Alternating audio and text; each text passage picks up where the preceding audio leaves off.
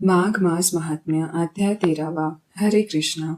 विकुंडल कहने लगा कि तुम्हारे वचनों से मेरा चित्त अति प्रसन्न हुआ है, क्योंकि सज्जनों के वचन सदैव गंगाजल के सदृश पापों का नाश करने वाले होते हैं। उपकार करना तथा मीठे बोलना सज्जनों का स्वभाव ही होता है, जैसे अमृत मंडल चंद्रमा को भी ठंडा कर देता है। अब कृपा करके यह भी बताइए कि किस प्रकार मेरे भाई का नरक से उद्धार हो सकता है। तब दूत कुछ देर ज्ञान दृष्टि से विचार कर मित्रता रूपी रस्से से बांधा हुआ बोला कि हे वैश्य, यदि तुम अपने भाई के लिए स्वर्ग की कामना करते हो तो जल्दी ही अपने 8 जन्मों के पुण्य फल को उसके निमित्त अर्पण कर दो।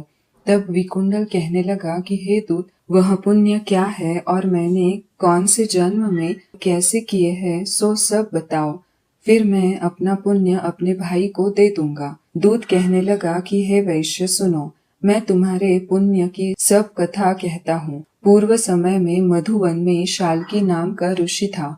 वह बड़ा तपेश्वरी ब्रह्मा के समान तेज वाला था। नवग्रह की तरह उनकी स्त्री रेवती के 9 पुत्र थे, जिनके नाम ध्रुव, शशि, बुध, तार, ज्योतिमान थे। इन पांचों ने गृहस्थाश्रम धारण किया तथा निर्मोह, जीत माया, ध्यान निष्ठा और गुणातक ये चारों संन्यास ग्रहण कर वन में रहने लगे।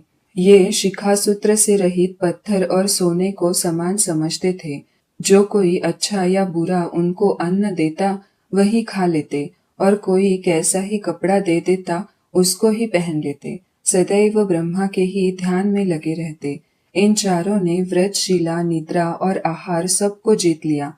बस चर अचर को विष्णु रूप समझते हुए मौन धारण करके संसार में विचरते थे। ये चारों महात्मा तुम्हारे घर आए। जब तुमने मध्याह्न के समय भूखे प्यासे इनको आंगन में देखा तो तुमने गदगद कंठ से आंखों में आंसू भरकर इनको नमस्कार करके इनका बड़ा आदर सत्कार किया।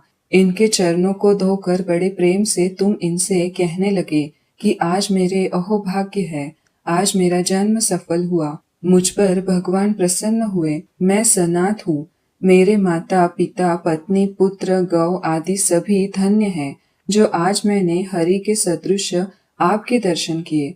सो हे वैश्य, इस प्रकार तुमने श्रद्धा से उनका पूजन किया और चरण धोकर जल को मस्तक से लगाया। फिर विधि पूर्वक इनका पूजन करके तुमने इन सन्यासियों को भोजन कराया।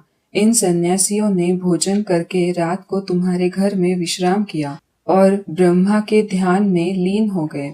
इन सन्यासियों के सत्कार से जो पुण्य तुमको मिला सो मैं भी कहने में असमर्थ हूँ, क्योंकि सब भूतों में प्राणी श्रेष्ठ है, प्राणियों में बुद्धि वाले, बुद्धि वालों में मनुष्य, मनुष्य में ब्राह्मण, विद्वानों में पुण्यात्मा और पुण्यात्माओं में ब्रह्मज्ञानी श्रेष्ठ है।